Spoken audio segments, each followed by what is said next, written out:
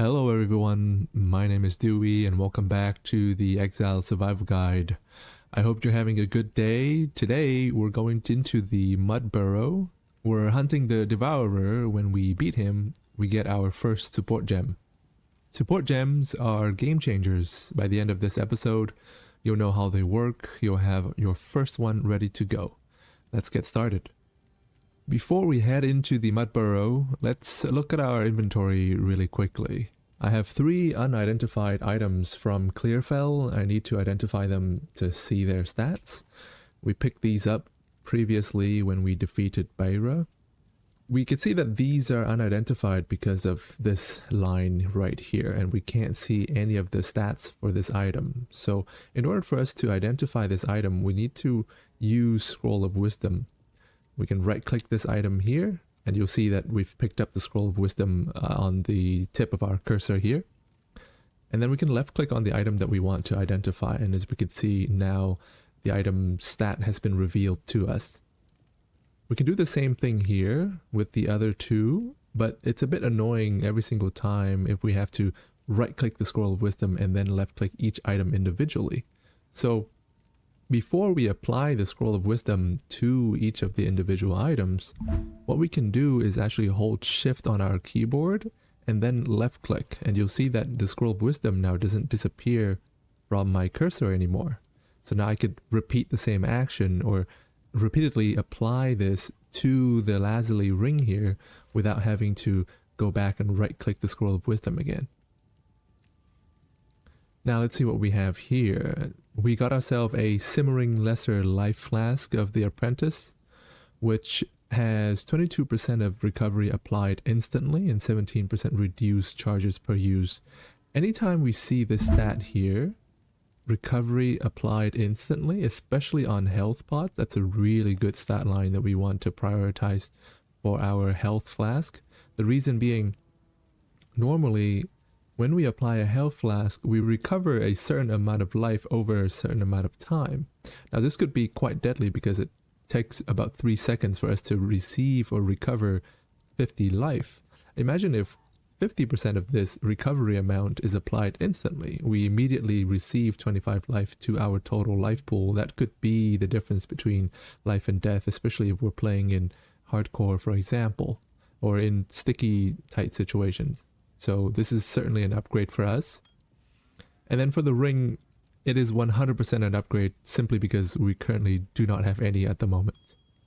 And now that we have these 2 additional items that we can't really use, and of course for the heavy great oak hammer, we're not a warrior and we don't currently use any mace skill, so there's no need for us to use this item, even though it is quite a good starting item with a increased physical damage prefix here of almost 46%. Nothing we can do, so for now we're just going to sell them to the vendor. Another tip that I can give you here is, while we could left click the item and then drag it and click it into the shop to sell like this, we could also hold control on our keyboard, and you can see that I'm holding control because my skill bar has switched over to the secondary skill slots here. If we hold control and then left click the item, that will also move it from our inventory into the shop, effectively selling it immediately. Alright, our gear is not the best, but we will have to continue moving forward. So the Mud Burrow is next. We'll fight the Devourer there, and the reward is important for our build. So let's go. Now, last time we were here in the Clearfell, we did not unlock the waypoint for the Mud Burrow, and if you remember correctly, when we moved towards the right hand side here, we found the mysterious camp. There it is. I could see the checkpoint from here with the abandoned stash. Now unfortunately we can't repeatedly open the stash a second time because that would mean that we can get an unlimited supply of level 1 skill gem. The game would not allow us to do that, right? So if you found your abandoned stash on the right hand side of the map, then that means that the Mud Burrow is always on the opposite side of the map.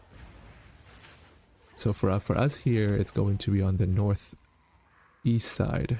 We're gonna have to, or the top left, if you will. So there you go. I could see the waypoint. Now, your waypoint might be a dark darker blue muted color until you approach them to activate them. I accidentally activate this off camera, so that's why you'll see that mine has already been activated. And then we found the checkpoint. We'll head into the Mud Burrow together. Now, you also notice on the ground, and hold on now, these little tracks here, so you can kind of tell where the boss area might be just from following these tracks. It's almost, it looks like a snake-like creature or a worm-like creature has left these tracks as they burrow or as they slither around this area here. Yeah, we can see more of those tracks. So I think we're on the right path. All right, I believe we're here. So this looks to me like the boss area with the checkpoint that we just found. Uh-oh. All right, so I believe it is this way. Yes, here it is. This is the boss area. So just as a quick reminder, the combo that we want to be using if we're facing bosses or difficult monsters is we want to place Frost Bomb down first, so that this would reduce their elemental resistances, and then Flame Wall in front of us or directly on top of the enemy and cast Spark through that. Just like so. So effectively, make sure we have Flame Wall and Frost Bomb down at all times and continuously cast Spark. Now, the Devourer is a bit of a worm. It has melee attack, and at longer range it will shoot projectiles at you. And at closer range it also has this slam attack here that is not inherently dangerous, but you'll see that it leaves behind poisonous ground. If I walk over, I'll start taking damage here. So we gotta watch out for that, right? There you go, there's another slam. And the easiest way to dodge that is to just back up a couple of steps. Every now and then he's going to burrow under the ground and then come back up like so. Try to avoid him when he does that, because I believe it does do damage to us. I'm just gonna go ahead and kite around him like this. There you go. Don't forget to hit your pots whenever you get a chance, or if you're running low on life and mana. Now, sometimes he'll also bury under the ground and come back up like that, and you'll see a red circle on the ground that we would have to try to avoid. I'll do it again here, right? So we can get out of the way. And then about halfway through the fight, you'll see that his tail will start to attack us independently from the head. So we'll also have to watch out for that as well. You can kind of see that. I'm actually not quite sure where it is at the moment, but yes, there it is. See, he'll do a couple of slams like that. There you go. So we'll finish him off here. I think he's about to die. Perfect. Incredible. And we get our first uncut skill gem. Level 2. I think that's a lucky drop. I don't think that's a guaranteed drop at all. And we also have our first rare item. We're gonna go ahead and immediately identify that to see what we have here. It looks like it is an okay item. Not the best offensively or defensively, but it's usable, especially when you don't have anything equipped for the gloves slot. And then we'll also pick up the Voltaic Staff. I think we have room for one more item before we head back to town. Yeah, let's pick this up since it's a higher tier or higher rarity at the moment. Okay, amazing. Let's head back to town. And this has become a bit of a habit of mine. Anytime I'm in town, I'm just gonna tap the well really quickly so that my life and mana and flask are topped up. Alright, and now that we've killed or managed to take down the Devourer, if we follow the quest line here, it's telling us we need to talk to Renly for our reward. So let's go ahead and talk to him. Perfect, and we receive an uncut support gem here. Again, we can left click, put that into our inventory, or you could also control click here and that will move the item directly into our inventory. Amazing. So here's our first uncut support gem. Before we engrave it, I'll show you what support gems do and how they work. I'm going to switch to my higher level character. I have more support gems there to show you. Alright, so this is my higher level monk. I will show you support gems and explain how they work, and I'm going to use Fireball for all of these demos so that it's easier to see the differences, right? So here we have Fireball. I'm going to socket it into my character just like how we would do that in our sorceress. And if you notice, you'll see these two empty sockets here. They're connected to the Fireball ability. Now I have on my right hand side in my inventory here a couple of support gems, and you'll see that support gems will go from tier 1 to 5 as denoted by this little Roman numerals on the bottom right of the icon. So traditionally, or normally, this is what a fireball looks like. If we have a support gem, we can create supports that add or augment the abilities of our active skill gems. So what do I mean by this? On their own, supports gem don't really do anything. But we'll take Unleash here as an example, and Unleash will say, we support spells you cast yourself, making their effect reoccur when cast. And it cannot support channeling skills or skills with a cooldown, right? So if you read further, it will say, supported spell gain a seal every 200% of cast time, and up to a maximum of 2 seals. And when the support spells are unsealed when cast, their effects reoccur for each seal lost. So that means we get maximum of 2 seals over time when we're not using this ability. And when we use the ability, the seal is then lost, and in place of it, we get to recast this ability, or the effect of it will reoccur multiple times. I think showing is probably better than telling, so I'm going to go ahead and engrave Unleash and put it into Fireball. And now as you can see, there's a number next to my Fireball icon here, number 2. Now if I hit Fireball once, you'll see that multiple Fireball starts flying out instead of just one, right? Multiple projectiles you can see there.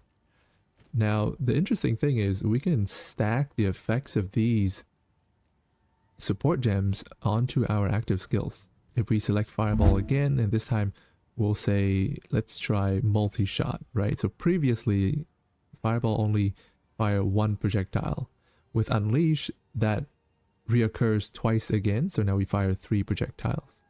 With multi-shot, the supported skills fire 2 additional projectiles. So let's see what that looks like. There you go. Doesn't that look amazing? Now, not all supports gem will work with every skills, and in order for us to find out which support gems is available to the skills that we want to use it with, when we are cutting a support gem, hovering over the support gem, for example, rapid attack here, we'll see a window, and again, we can hold Alt to pin this window. We'll see a window that says supportable skills.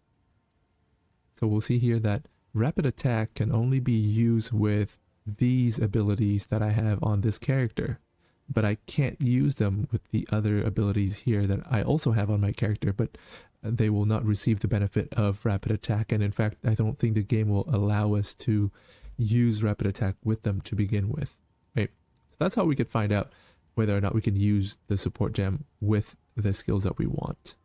The other tip that I want to give too is that normally when we view an ability here, for example, we're using Fireball, the game will show us the recommended gems that the game thinks you should be using with this ability. However, if you would like to see all of the available support gems that the game has to offer, you can uncheck the show recommended gems checkbox at the bottom left here, and you'll see all of the gems that is compatible with this skill. So for us here, it's with Fireball.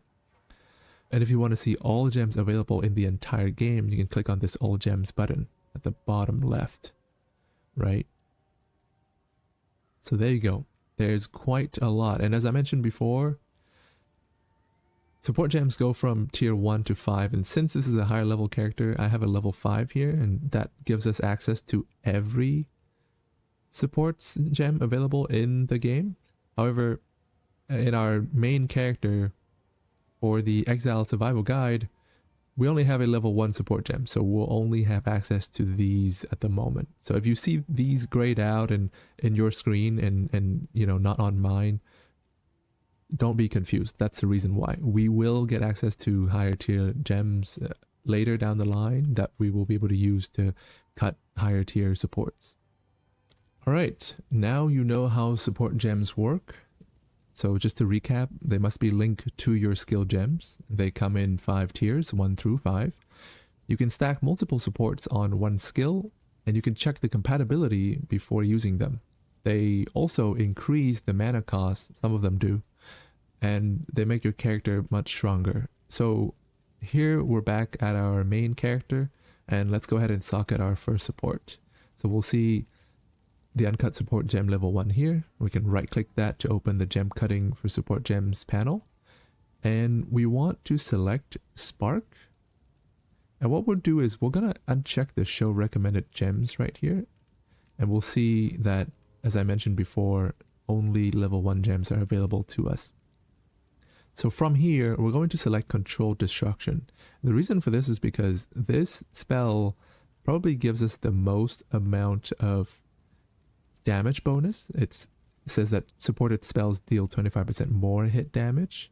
And the downside is not that bad, especially for us at the beginning of the game. The downside is supported skills cannot deal critical hit. Well, if we hit the skill panel using the keyboard shortcut G here, we'll see that there's a little arrow that you can click on to view more details about the skills that you're looking at, and not just the DPS number that you have here.